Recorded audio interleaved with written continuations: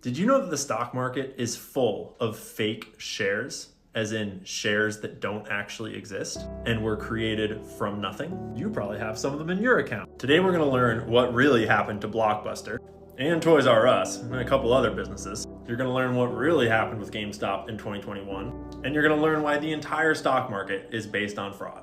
Allegedly. Because before the whole GameStop thing happened, the words naked short selling almost never got mentioned. And when someone did mention it, it was considered a conspiracy theory. But just like a lot of conspiracy theories, things have changed a bit. I'm about to show you a clip of a senior banker at Morgan Stanley given the dirt. At great personal risk, I might add. I wouldn't advise you to talk about it, but I think they're living, they're all living in kind of a fake world.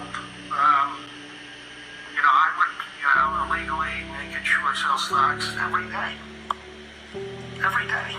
And the bank did not care. You don't ask questions. You appreciate the order. And if that involves shorting the stock naked, you do it anyway. All the prime lenders, they all do it. Consistently. So if you're not familiar with what short selling is, when I buy a share of a stock, someone else is selling the share of the stock, right? And we agree on a price. Short selling is just a way to bet that the price will go down by borrowing a share from someone and you'll pay them back later. Then you sell it on the market, whatever price is going right now. So if you think this stock is going to go down, you borrow the share from someone here, you sell it at this price, and you're right. And then later you buy it back and you close the trade out and you make money. The exact opposite as if you had bought the share here hoping to sell the share later when it was at a higher price. Exact opposite. Naked short selling is doing that, but you never even borrow a share. You just sell a share that did not exist before. Yes, that's as backwards as it sounds. But like you just heard the man say, a lot of the biggest institutions do this all the time. Like, you remember this guy that runs Citadel Securities? Well, this is them getting caught by FINRA for doing exactly that in 2020.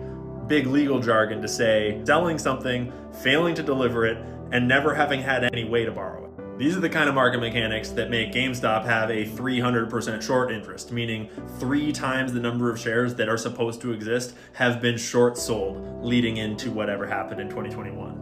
We'll come back to this in a second. There's a pattern here that's repeated with a number of very high-profile businesses that have failed over the last couple decades, such as Sears. Something bad happens or the sentiment turns, their stock price starts to decline, the short sellers pile on, and they get short sold and short sold and short sold until they go bankrupt. This was Circuit City, this was Pier 1 Imports, and this was Blockbuster, one of the first ones in this pattern. And there's another side to this too. Because when a company is failing like this, they almost always hire a consultancy firm to try to help turn the business around. They charge exorbitant fees for, shall we say, questionable advice? And that's exactly what happened at GameStop while they were getting hammered and short sold and hammered and short sold. And eventually they hired Boston Consulting Group to come and help turn the company around. But when Ryan Cohen took over shortly before the whole thing happened, the first thing he did was fire Boston Consulting Group and then sue them because he knew what was going on. Because the consultancy group gets paid either way. If the business fails, they still get paid. And all the short sellers, if the business goes into bankruptcy and ceases to exist, they never even have to buy back the stock at all. And they get 100% pure profit on all of those totally above board short sales, tax-free. And from the looks of things, GameStop was about to become another Blockbuster or another Sears. This is Ken Griffin, who runs Citadel, hanging out with his buddy who, it's worth mentioning, before he ran a bookstore out of his garage and whatever, he also worked in hedge funds before that. And you better believe these two guys know everyone in the industry, including at the consultancy firms. So GameStop was on its way down to zero, just like a lot of companies before them. And then something crazy happened. Because the thing about short selling is it's actually really dangerous because you're betting on the price going down, but the price can go up as much as there's no limit on how much the price can go up. So your potential loss is infinite. And when you short sale, the only way to get out of that trade is to buy back the stock that you short sold. And the problem is that buying the stock makes the price go up. This is why a short squeeze can happen, because if there's a lot of short sellers that have been short selling a stock and then it starts to go up, all the short sellers need to close those positions. And right before the GameStop thing happened, 300% short interest is insane. Usually short squeezes happen with like 20% short interest. This is only possible if there are at least 200% shares completely fabricated, made up out of nothing, because they don't exist.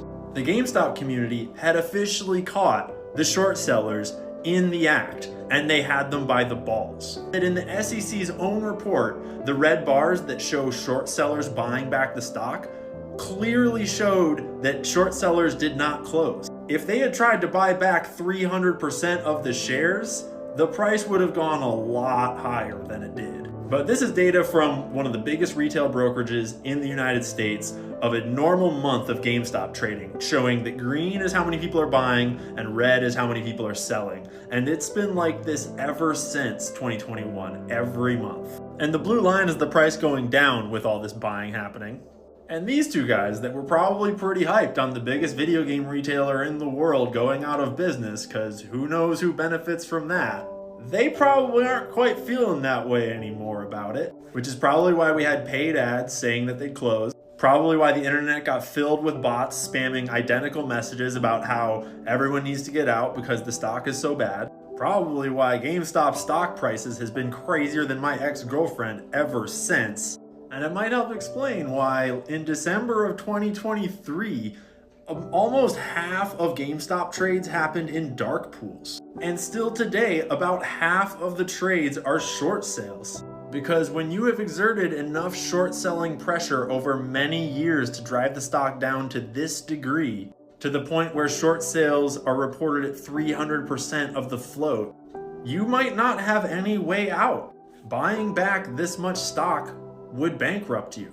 And there has been ample evidence ever since that they are still trapped. And that's why all the GameStop people are still holding, because they can kick the can a lot, but they can't get out unless they buy the stock back. And there's a lot more rich people than just these two guys who are on the hook here. Think about what we've learned this year about how tied together the market is by leverage and swaps. Remember what that man said at the start?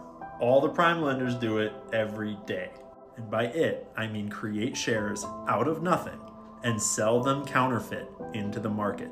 Now there is a lot more to the story than what I was able to fit into this short video. A lot more evidence of fuckery and a lot of very complex ways for them to hide their trades. But one thing's for certain, no one's selling.